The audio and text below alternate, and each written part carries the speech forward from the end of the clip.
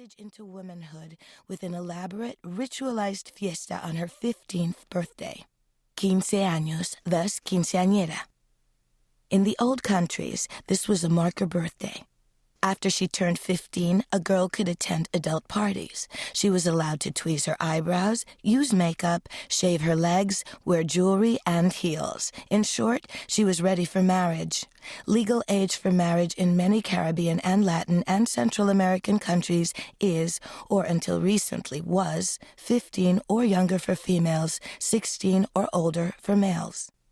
Even humble families marked a girl's 15th birthday as special, perhaps with a cake, certainly with a gathering of family and friends at which the quinceañera could now socialize and dance with young men.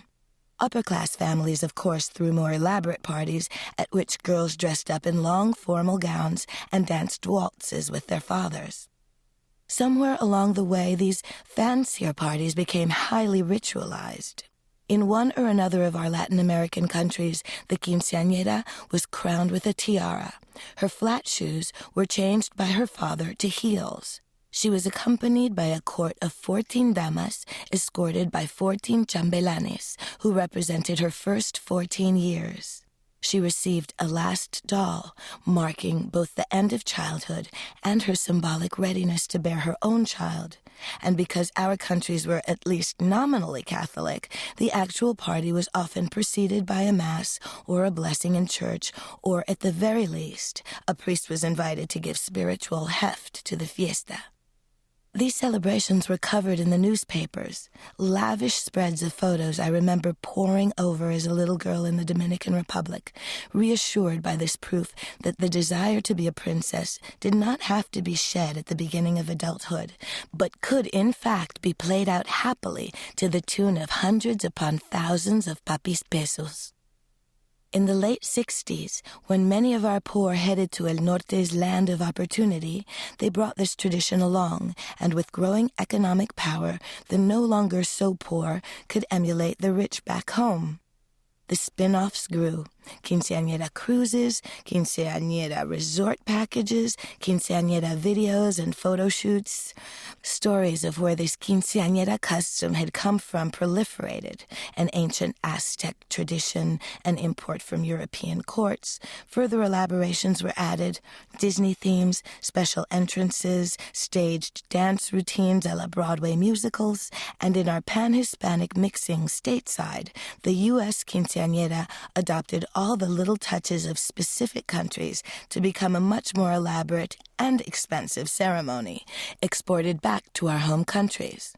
But rock bottom, the U.S. quinceañera is powered by that age-old immigrant dream of giving the children what their parents had never been able to afford back where they came from. In fact, the quince expression notwithstanding, many of us older, first-generation Latinas never had a quinceañera. There was no money back when we were 15, or we had recently arrived in the United States and didn't want anything that would make us stand out as other than all-American.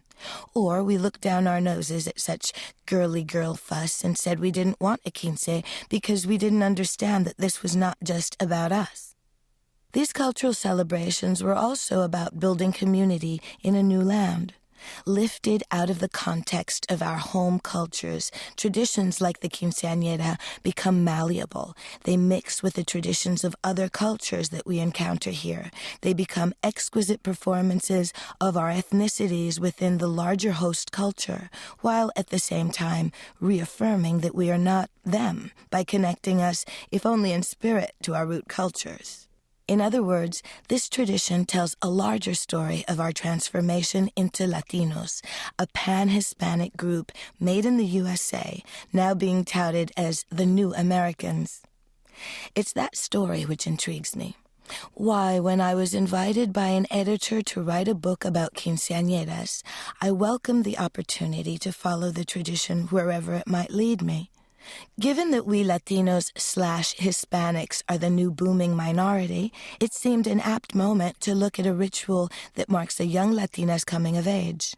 We, too, are coming of age in the USA, mixing and morphing in ways that I'm not sure we ourselves are tracking or fully understanding.